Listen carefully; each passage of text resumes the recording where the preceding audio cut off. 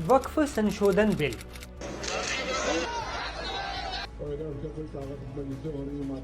ये एक ऐसा बिल है जिस पर पूरे भारत में सड़क से लेकर संसद तक चर्चा हो रही है। कोई इसे मुसलमानों के विरोध में बता रहा है और इसके खिलाफ प्रदर्शन कर रहा है, तो कई जगहों पर मुस्लिम लोग खुद इसका सपोर्ट कर रहे हैं। इसी तरह जहां एक तरफ सरकार दावा कर रही है कि ये बिल वक्फ बोर्ड में भ्रष्टाचार को खत्म करेगा और पारदर्शिता लाने का काम करेगा, जबकि दूसरी तरफ विपक्ष का तर्क अलग है। विपक्ष इसे संविधान और मौलिक अधिकारों के खिलाफ बता रहा है। मतलब कुल मिलाकर भारत में पिछले कुछ दिनों से पक्ष और विपक्ष की सियासत इसी वक्फ बिल पर केंद्रित है। ऐसे में एक सवाल ये भी उठता है कि चलो भारत की बात हो गई, लेकिन क्या मुस्लिम देशों में भी वक्फ जैसा कोई बोर्ड है या फिर कोई व्यवस्था ऐसी है? आइए मुस्लिम देशों के उदाहरण के साथ समझते हैं पूरी कहानी। सऊदी अरब। सऊदी अरब में मिनिस्ट्री ऑफ वक्फ एक सरकारी मंत्रालय है जो वक्फ से संबंधित मामलों को संभालता है। इस मिनिस्ट्री ऑफ वक्फ का काम है मस्जिदों, मदरसों की जमीन और संपत्ति का प्रबंधन करना।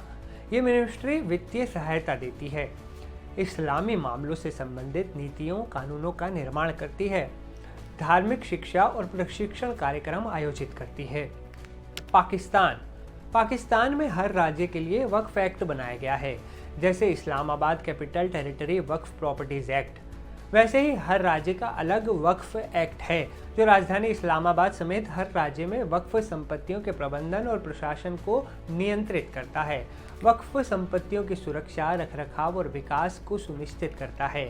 साथ ही साथ वक्फ संपत्तियों के उपयोग और प्रबंधन को रेगुलेट करता है।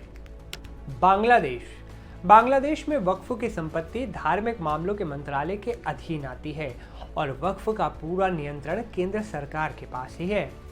कुवैत में वक्फ और इस्लामी मामलों का मंत्रालय है जो कुवैत सरकार का एक महत्वपूर्ण अंग है। इस मंत्रालय का मुख्य काम वक्फ संपत्तियों का प्रबंधन करना, मस्जिदों और अन्य धार्मिक संस्थाओं को वित्तीय सहायता प्रदान करना और इस्लामी मामलों से संबंधित नीतियों और कानूनों को बनाना और लागू करना है। इंडोनेशिया में एक सरकारी संस्था है जो वकाफ यानी वक्फ से संबंधित मामलों को संभालती है। इस संस्था का नाम है BWI यानी बदन वकाफ इंडोनेशिया।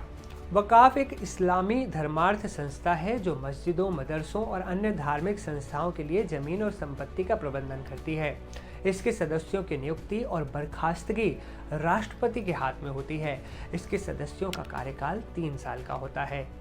तो ये थी दुनिया के कुछ इस्लामिक देशों में वक्फ और उससे जुड़ी संस्थाओं के मंत्रालयों की जरूरी जानकारी। आपकी वक्फ बिल को लेकर क्या राय है? आप भारत सरकार के इस फैसले को कैसे देखते हैं?